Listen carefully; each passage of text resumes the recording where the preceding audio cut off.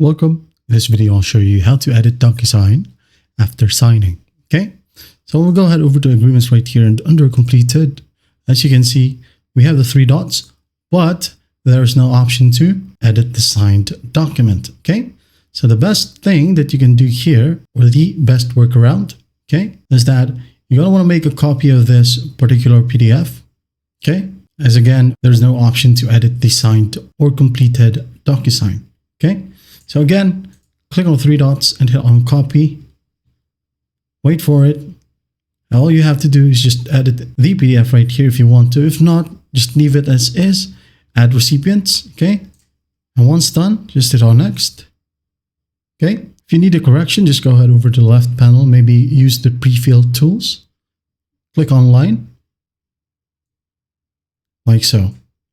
All right, just drag and drop and make it longer if you want to as well.